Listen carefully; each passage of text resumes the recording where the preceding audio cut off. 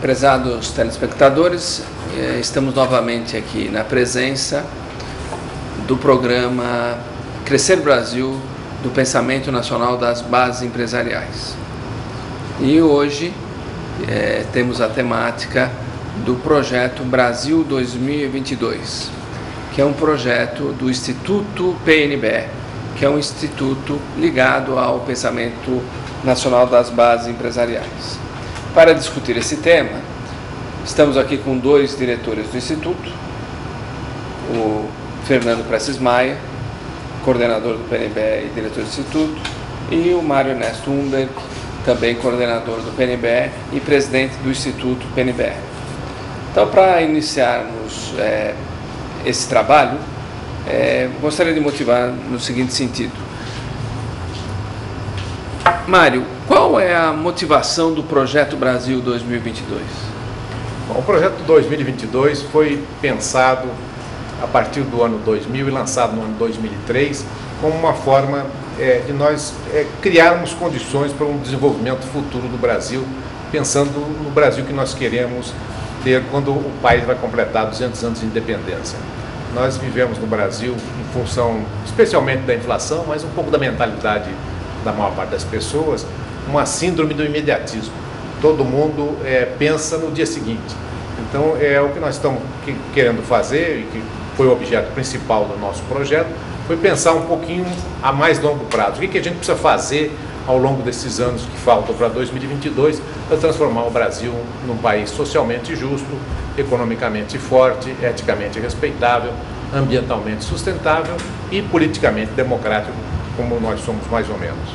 Essa foi a principal motivação de criarmos o projeto Brasil 2022, aproveitando uma data que é um marco, 200 anos da proclamação da independência. Muito bom. Vamos lembrar que esse nosso programa ele está disponível no nosso site www.pnbe.org.br e que esse projeto Brasil 2022 é um projeto estratégico também do Pensamento Nacional das Bases Empresariais. Mário, você acha que o país tem jeito? Vocês lá estão identificando gargalos? Como que está sendo a forma de operação do desenvolvimento do projeto? O Brasil tem jeito, evidentemente tem jeito. Nós somos um dos países maiores e mais populosos do mundo.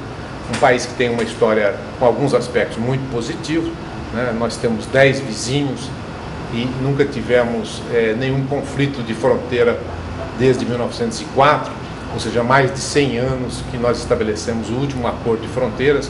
Vários de nossos vizinhos ainda recentemente tiveram problemas de fronteira e não há nenhum outro país do mundo com 10 fronteiras terrestres que tenha tido 100 anos de paz, como é o caso do Brasil. Então esse é um dado muito positivo.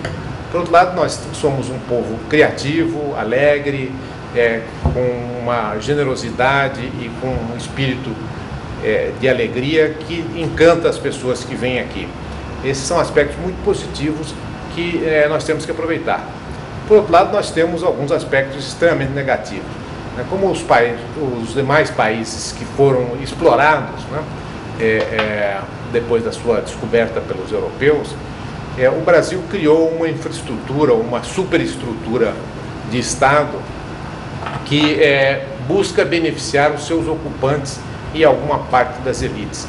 Ao contrário dos países em que houve uma imigração para morar, como é o caso dos Estados Unidos, do Canadá, da Austrália, da Nova Zelândia, em que as pessoas foram lá no sentido de habitar o país. Aqui não, aqui as pessoas vieram aqui para ver se tiravam a riqueza, como aconteceu com a maior parte dos países da América Latina.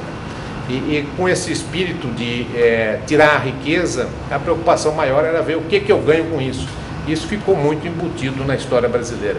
Então nós criamos um país extremamente injusto, com uma das piores distribuições de renda do mundo, com um baixo nível educacional, está sempre sendo provado, com um alto nível de corrupção, com um nível de impostos que é dos mais altos, ou o mais alto de todos os países em desenvolvimento. Nós temos um nível de tributos maior que os Estados Unidos e comparável da Europa. Então são todos aspectos negativos que se contrapõem aos aspectos positivos. nós temos que reforçar os nossos aspectos positivos e tentar eliminar ao longo desses anos que faltam para 2022 os aspectos negativos que os caracterizam. Muito bom. Bem, Fernando, tendo em vista isso, você está também trabalhando assiduamente nessa questão do Brasil 2022. Dá para identificar qual o papel do empresário nessa mudança, nessa transformação necessária do nosso país? Os 5 pilares que o Mário mencionou são a base do projeto e que nós tentamos buscar o apoio também nos empresários e na classe empresarial. Eu acho que dentro dos 5 pilares, que é o socialmente justo, economicamente forte, que são 2 pilares que já estão em andamento, porque a nossa macroeconomia está muito bem, precisamos desenvolver ainda ações mais de médio e longo prazo do socialmente justo, mas decidimos aí no projeto dar uma maior ênfase ao eticamente respeitável, né, que é o combate à corrupção, governança corporativa, e o ambientalmente sustentável, que é o desenvolvimento sustentável e a biodiversidade. O politicamente democrático, eu acho que uma bandeira forte, já base do PNBE, que são as ações, as propostas de reforma de Estado, né, da justiça, do tamanho do Estado, a redução do tamanho do Estado. Então, a nossa ação tem sido prioritariamente nesses 3 últimos. E o empresário, nós estamos sempre chamando para participar, porque o empresário, inicialmente, ele não participa muito desse tipo de debate, né? Ele deixa isso para o poder público, para os partidos políticos, e até a própria imprensa. Então, nós temos a oportunidade de ouvir as pessoas que realmente constroem também o Brasil, que são os empresários, os empreendedores. Ok. O PNBE sempre se colocou de forma a fazer colocações positivas e propositivas, buscando as soluções da nossa sociedade. Nesse sentido, Mário e Fernando, não há a menor dúvida que a prioridade que nos aflige hoje é a violência, e que certamente ela é um fator transversal no Brasil 2022, né? Que esperemos que ela seja pontual e que ela acabe antes de 2022. Mas ela é a temperatura em cima de uma doença que existe na sociedade brasileira, né? Que está explodindo na questão da violência. Então temos fatores de educação, fatores de problemas no Estado. Agora, sem dúvida nenhuma, nós precisamos crescer. O Brasil precisa crescer para gerar novos empregos. Vocês acham que é possível crescer de uma maneira consistente? O que eu estou dizendo consistente? Eventualmente coisa de 5%, 6%, do ponto de vista de um crescimento sustentável. E pelo que vocês têm estudado o Projeto Brasil 2022, qual é a estratégia viável para que a gente tenha um crescimento sustentável? Bom, alguns aspectos que são fundamentais para o crescimento econômico do Brasil com maior justiça social, que é o que todos nós desejamos. O primeiro problema que nós vemos é o problema da reforma do Estado, que começa com uma reforma política. A apropriação do Estado por um grupo de pessoas, basicamente pessoas que têm poder, fez com que nós tenhamos um Estado muito caro, muito protecionista em relação a algumas classes e assistencialista em relação a outras. Então é preciso mudar isso. Agora, essa mudança passa inicialmente por uma reforma política. Se nós não fizermos uma reforma política significativa, nós não vamos ter a possibilidade de mudança, porque os interesses que estão representados no Congresso, eles são interesses basicamente de grupos organizados da sociedade. Os grupos desorganizados, ou seja, as pessoas de menor renda e de menor escolaridade, não têm uma representação e não tem a sua defesa feita, exceto do ponto de vista do assistencialismo em troca de votos. Então essa reforma política é um projeto antigo do PNBE, um projeto que o PNBE lançou em 93, ela vem sendo continuamente rediscutida no Brasil.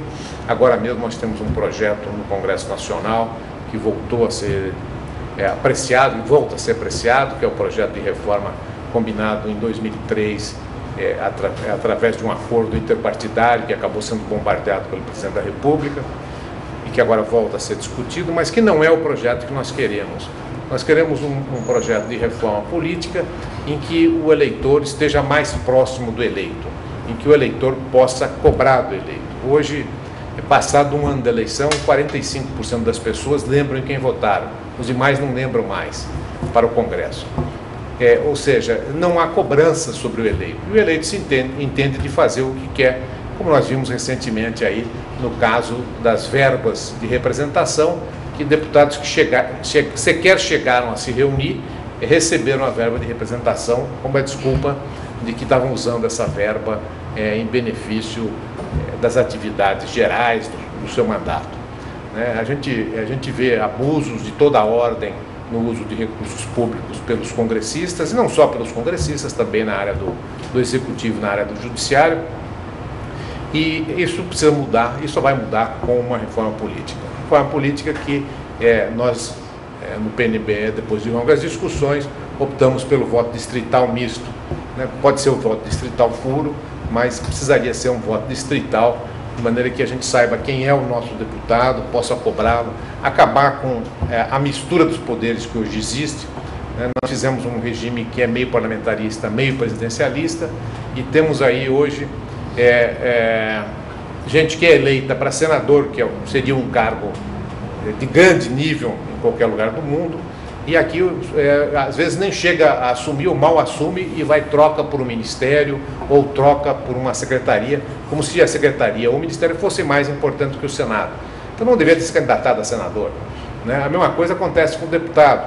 Os deputados ficam pressionando para terem representação no ministério, como se a função do deputado fosse ser ministro. A função do deputado é ser congressista. E a mesma coisa acontece no nível estadual, na Câmara Municipais, etc. Então é preciso haver essa separação dos poderes, então vamos fazer um plebiscito e realmente adotar a mistura dos poderes que caracteriza o parlamentarismo. Outra coisa que é absurda é o tal do chamado suplente senador, que não tem nenhum voto, assume. Nós temos hoje cerca de 15 suplentes de senador em exercício que nunca tiveram voto, que ninguém teria votado neles. Então, não deveria ter suplente senador. Se o senador saiu porque ficou doente, ou porque renunciou, ou porque vai assumir uma outra função, há uma nova eleição ou uma indicação pela Assembleia Legislativa do Estado.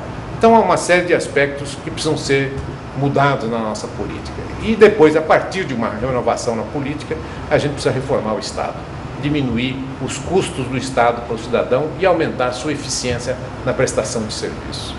Para resumir, para a gente ficar bem claro para o nosso telespectador, os pontos da reforma política que o Brasil 2022 identificou e o PNBE abraçou, quais são? O princípio básico da democracia, que é cidadão, um voto. Hoje há uma distorção muito grande, 7 estados estão super representados no Congresso e alguns estados, particularmente São Paulo, estão subrepresentados. Então é preciso que nós mudemos essa situação. Nós tínhamos antigamente um mínimo de 4 deputados federais por estado. Os militares mudaram para 8 para garantir uma maioria através dos estados menores.